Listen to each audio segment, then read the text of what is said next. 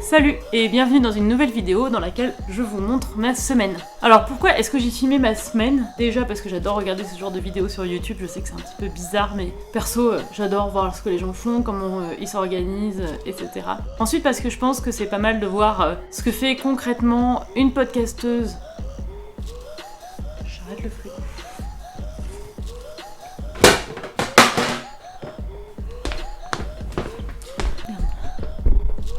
Ensuite parce que je pense que ça peut être intéressant de voir comment s'organise une podcasteuse en freelance, étant donné que le podcast au final c'est un métier un petit peu récent. Certaines personnes ont un peu du mal à concevoir que ce soit un boulot à temps plein. Je reçois énormément de questions là-dessus. C'est peut-être plus simple de vous montrer concrètement ce que je fais pour que vous compreniez. Alors dans cette vidéo, je vous montre ma semaine du lundi au vendredi, mais en fait je travaille aussi le samedi et le dimanche parce que j'arrive pas encore à mettre pause. C'est hyper difficile en fait de décrocher, notamment parce que je n'ai pas de vie sociale à cause du confinement, enfin ou peu de vie sociale à cause du confinement. Bref, en tout cas mon rêve ça serait de pouvoir prendre un mois ou deux en 2021 pour complètement décrocher. Je sais pas comment ce sera possible sans culpabiliser, mais complètement décrocher du travail. J'espère qu'avec les vaccins qui arrivent, etc., on pourra espérer ça pour l'été prochain ou au plus tard, le dernier trimestre 2021. Bon, ça va, hein, vous inquiétez pas, je suis pas déprimée.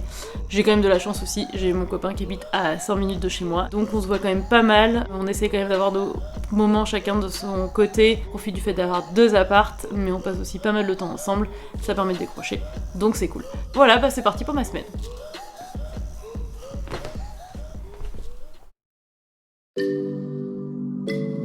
Lundi matin, je vais donner une formation podcast.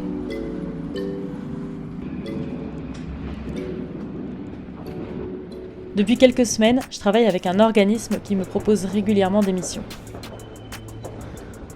Évidemment, vu les circonstances, je fais ça en visio, mais on m'a proposé d'aller dans les locaux de l'organisme plutôt que de tout gérer de chez moi, et franchement, je préfère. Avec le confinement, je prends tout ce qui peut me faire sortir de mon studio et voir des gens en chair et en os. J'appréhendais un peu cette journée, même si c'est pas ma première formation. Évidemment, j'ai tout mon programme et j'ai passé des heures sur mon PowerPoint, mais il faut toujours que je m'adapte aux stagiaires et à leurs projets. C'est hyper intense, mais aussi hyper gratifiant quand ça se passe bien.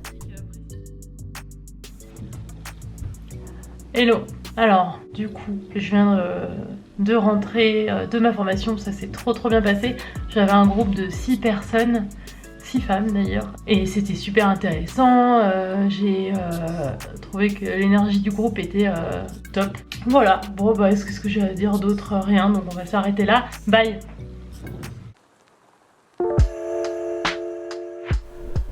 Salut, alors aujourd'hui je vais travailler pour l'OCDE toute la journée, normalement c'est pas le mardi.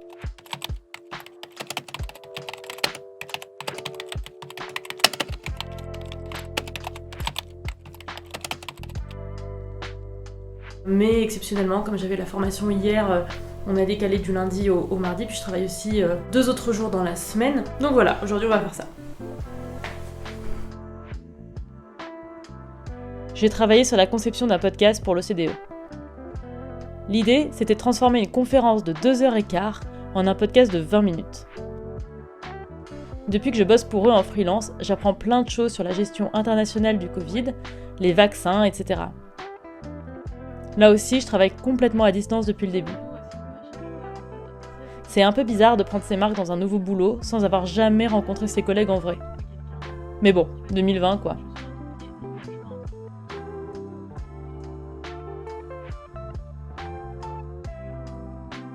J'ai profité de la pause déjeuner pour mettre à jour Radio Tips, mon blog sur les podcasts. J'ai vu que Nice White Parents, mon podcast préféré de l'année, dont j'ai parlé dans une vidéo d'ailleurs, allait être adapté en série télé. Donc ça m'a motivée pour écrire un article. Je publie pas très souvent, mais de temps en temps j'ai une fulgurance. Donc voilà, de rien.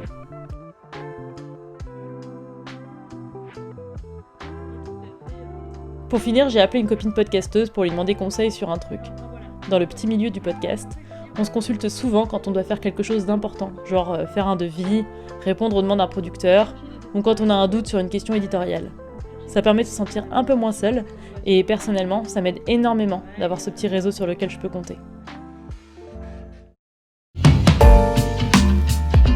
Salut, alors là, je suis en train de bosser pour l'OCDE, je dois faire un pré-montage d'un podcast. Je dois aussi appeler un prof d'université, parce que je vais former en fait des profs et des étudiants en thèse la semaine prochaine, toujours pour le même organisme de formation, donc je vais les former au podcast pour de la vulgarisation. Je vous montre un petit peu à quoi ça ressemble quand je bosse pour l'OCDE. C'est-à-dire que là, j'ai mon ordinateur perso avec plein de bouquins parce que j'ai pas de place sur mes étagères. Et puis sur le lit, j'ai l'ordinateur de l'OCDE avec mes mails, etc. Parce que j'ai une adresse mail OCDE. Mais simplement, je peux pas faire de montage sur l'ordinateur de l'OCDE, donc je vais un peu jongler entre les deux ordis toute la journée. Voilà, c'est tout.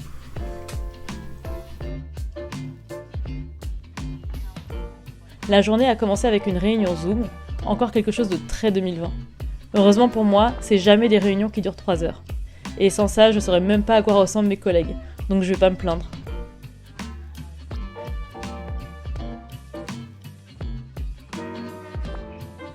Ensuite, j'ai commencé le montage du podcast sur lequel je travaillais la veille. Est-ce que je suis la seule personne au monde à faire du montage avec mon trackpad parce que j'ai la flemme d'acheter une souris ? Peut-être. À gauche, j'ai le script avec toutes les voix et les timecodes que je dois inclure, et à droite, mon logiciel. Au départ, j'ai un seul fichier, et à partir de là, je vais couper les différents éléments et mettre ça sur plusieurs pistes pour me repérer entre les différentes voix, et puis pour ajouter la musique derrière.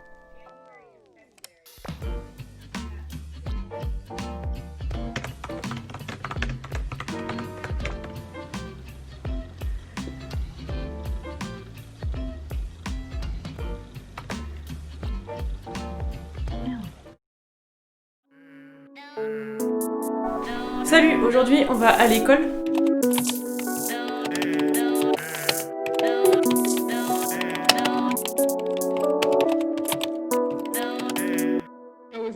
J'ai déjà fait pas mal d'interviews, j'ai passé beaucoup de temps dans cette école. Forcément, il manque encore des choses pour aller plus loin. Avant, j'allais tous les midis. En fait, on se préparait les repas l'une après l'autre en fait pour tout le monde. C'est vrai que j'ai un petit peu de moins en moins, donc j'essaie toujours d'avoir, dès que j'ai un moment libre dans mon agenda, un moment, je peux passer au moins une demi-journée à l'école avec les enfants, les adultes, etc. Et voilà.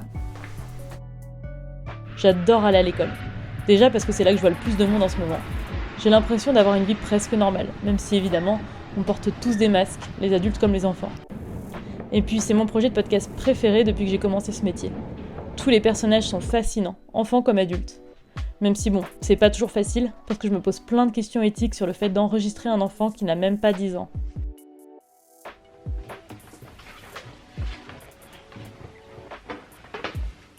L'après-midi, je suis rentrée chez moi pour préparer la formation de la semaine suivante, pour les profs et les étudiants de l'université. Là, c'était vraiment un programme sur mesure. C'est Samia Basile, votre formatrice à l'appareil. J'ai passé des heures à chercher les podcasts dont ils pourraient s'inspirer et à préparer une présentation adaptée à leurs besoins.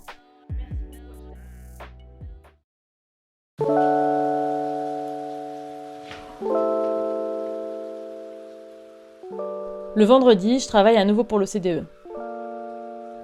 J'ai continué à travailler sur le même podcast.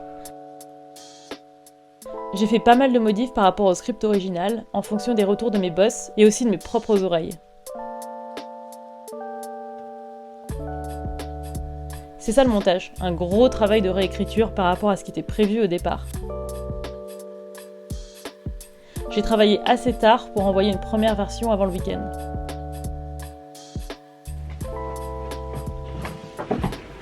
Et puis j'ai fini la journée en faisant un budget qu'on me demandait pour une série documentaire. C'était un projet pour une institution culturelle.